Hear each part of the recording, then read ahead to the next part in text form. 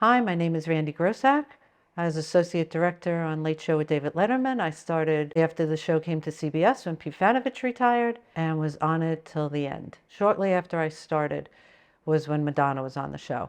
As we know, Madonna just used the F word and was cursing at everybody, and I was up in the edit room getting the show ready for air and had to bleep out all of her fucks. Spent the rest of the night in a panic thinking that maybe I missed one, maybe it wasn't bleeped enough. You are always me on the show. You are always me on the show. You are always with me on the show.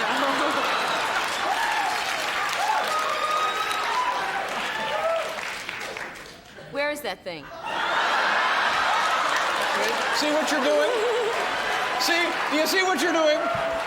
Things that were written comedy that needed to be blurred, we would pre-blur and just roll a copy to the audience where the person was naked and then drop in the blurred version. Dave loved the Madonna bicycling through Central Park naked joke, so we would have this blonde riding a bicycle that you needed to blur. As years went by, the blur got bigger because you could show less of what you could previously show. We had a naked guy in a teeter-totter that aired all the time. I don't remember why, but he needed to be blurred. One of the remotes I got to shoot was with Andy Kindler. Great guy, funny comedian, great to work with, grew up in Queens, so we instantly had this bond. And we went to Las Vegas to shoot with Hugh Hefner. They were opening a Playboy. It's very awkward and weird and creepy, and then Hugh comes in and it gets even more creepy. You don't want to be standing anywhere near him. Do you think any playmate would find me attractive with my look here?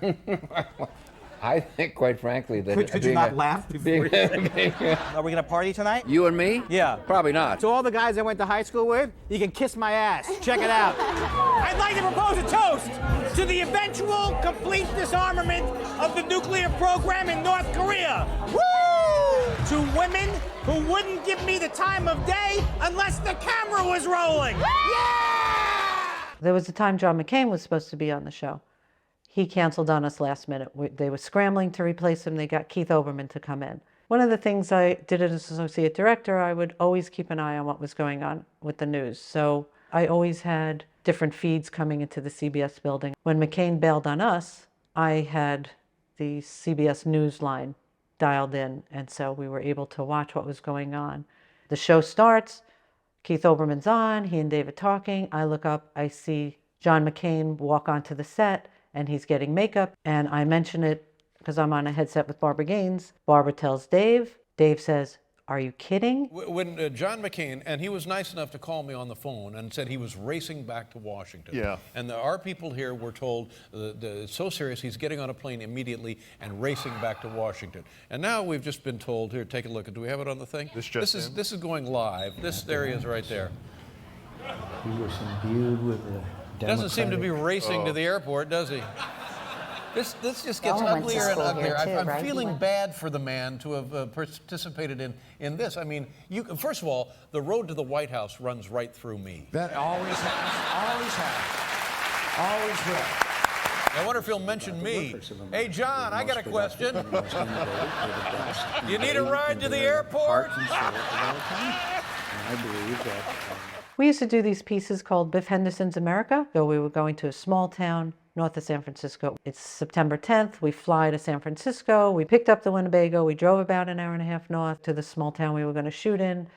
Went for dinner, woke up the next morning on 9/11 to watch the horror that was coming out of New York. We don't know what to do. We talk to New York and they say, just come home. And everyone desperately wants to get back to New York. And we decide we'll never get a flight. We could be stuck here for 2 weeks. We don't know what'll happen.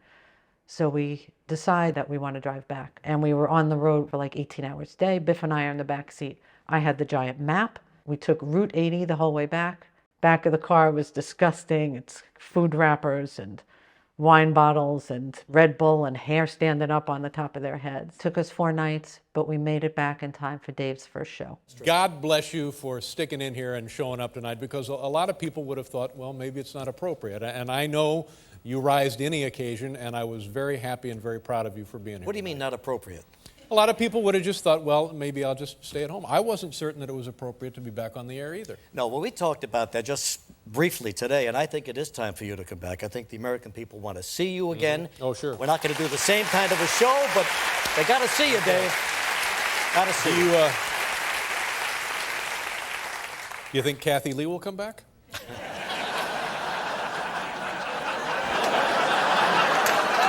Now,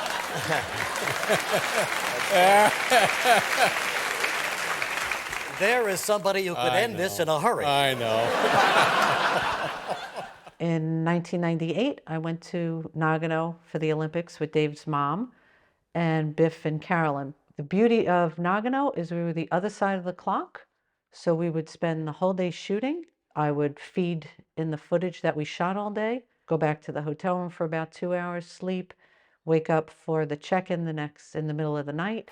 Hi, David. Now, I'm here with our good friend Bruce Willis. Say hello to Bruce Willis. Hi, Bruce. Hi, Mom. Kind of a high-spirited exchange. All right, Mom, whatever you need to do, take it away. All I know is it's a skiing monkey. Come on down, Momoko. Okay.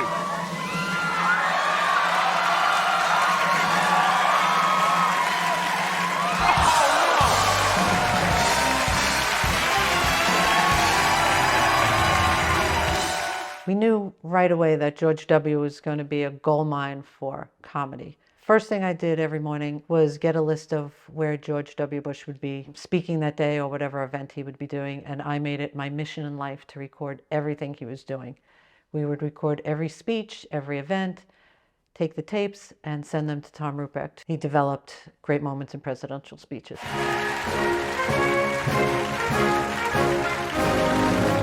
That the only thing we have to fear is fear itself. Ask not what your country can do for you. Ask what you can do for your country.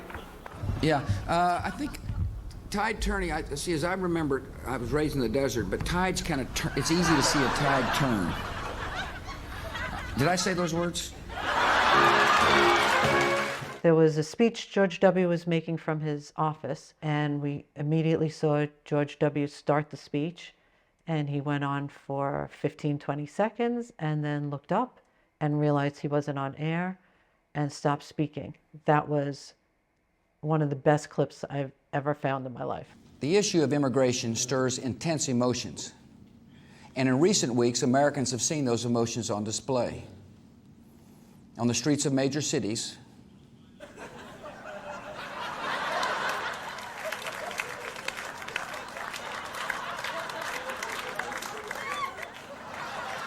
when we taped the shows, we would isolate cameras every night. We would record every camera that was being shot so that we would have the ability to use them while we were editing. George W. Bush was a guest on the show. We stopped for a commercial.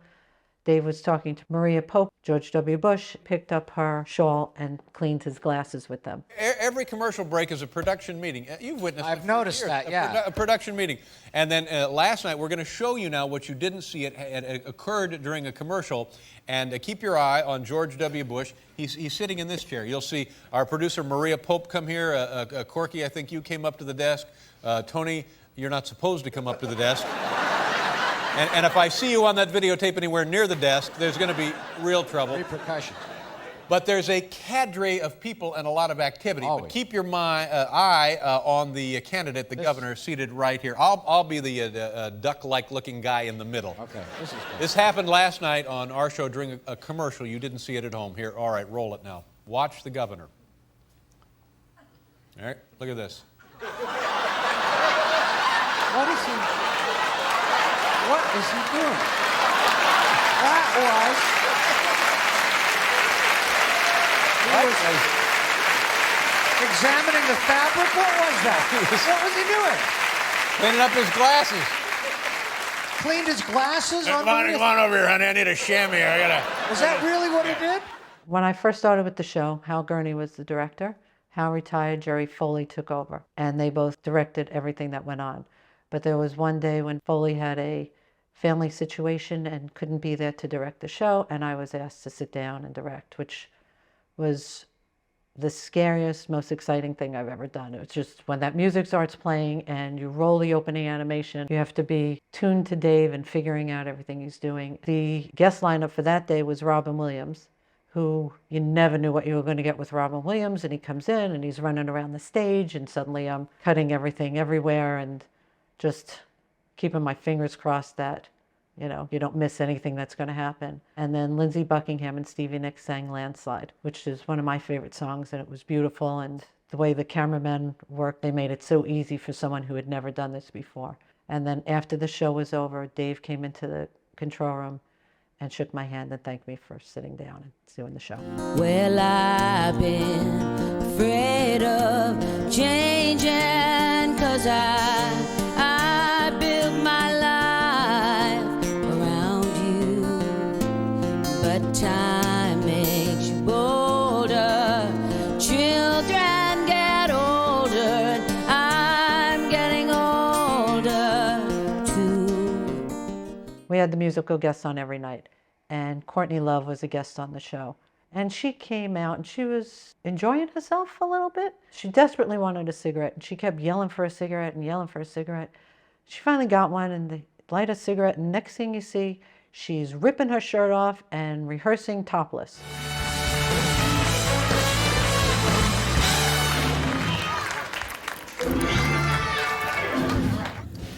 Oh, Danny boy, the pipes are calling from glen to glen and down the mountainside. Oh, Drew, you've had it. But I'll be there until it's...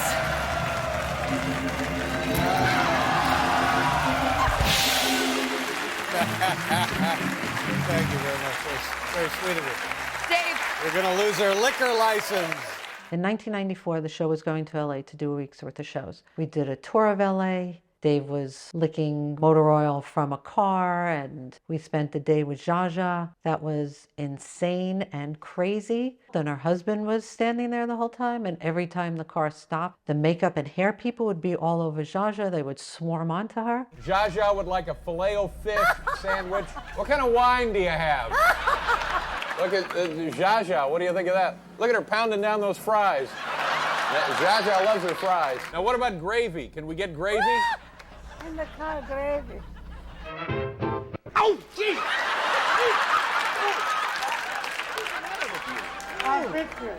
On one of the trips to LA, we did a shoot with Florence Henderson, and then somehow we wound up on the roof of a restaurant in downtown LA, and you blink your eyes, and all of a sudden, Tom Selleck comes walking into the shot, just absolutely gorgeous and tall and Tom Selleck-y, and it was an amazing moment. That's Florence Henderson. This is amazing. It's Florence Henderson buying you. There's a celebrity right over there. I knew it. Hi, Tom. Dave Letterman. Nice to see you. No, don't get up. Don't get up.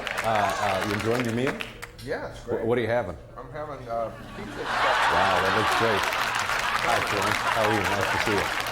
And running right through the middle of this area is the Avenue of the Stars. What the hell is that? Jeez. Are you all right? Oh. Oh, hi, Tom. How are you? How'd I do? Oh, you were great. Was he? He was good, wasn't he? Oh, wait a second. I'm So sorry. I forgot your handsome. flowers. Here you go. Yeah.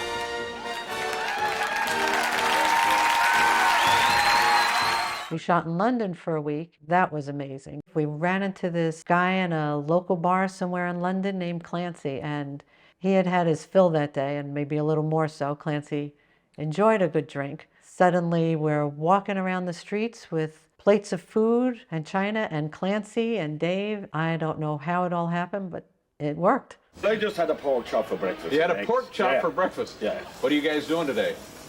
Getting drunk. On the beer. Can you make me a pork chop? I can just grill one up. Clancy? Hey, there you are. Hey, look what we have for you. I've been looking all over for you. Pork chop. Another pork chop. No. What do you say? Damn, it's tasty. All right. How does that, Valerio? Yeah. Oh, terrific.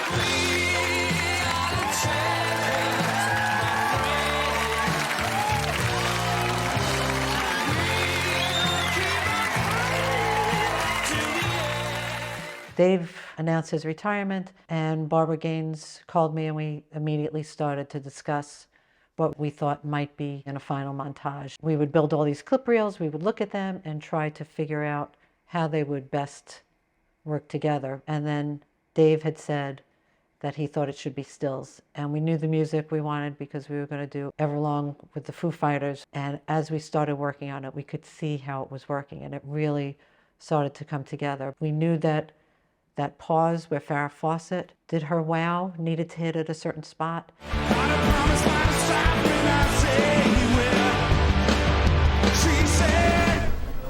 Wow. At rehearsal, when the Foo Fighters came on stage and they played along to it, it was like goosebumps because you knew that it worked exactly the way that we envisioned it. And then seeing Barbara Gaines and Dave Grohl the minute the rehearsal was over, how it so worked perfectly was just such a highlight for me. Everything you'll ever feel is real forever. Feeling that you'll ever feel is good again. Only thing I'll ever ask of you, gotta promise like a sign when I say you will.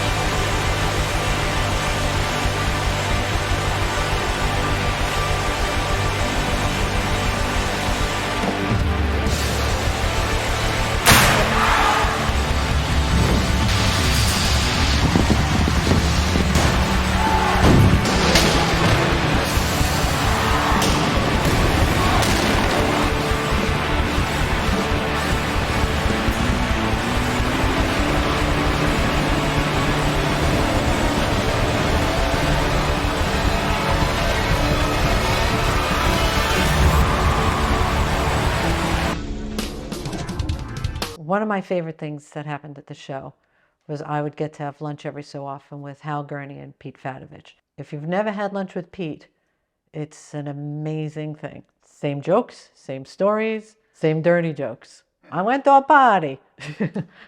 There's going to be some sucking and fucking. There's going to be there, Pete. Just me and you.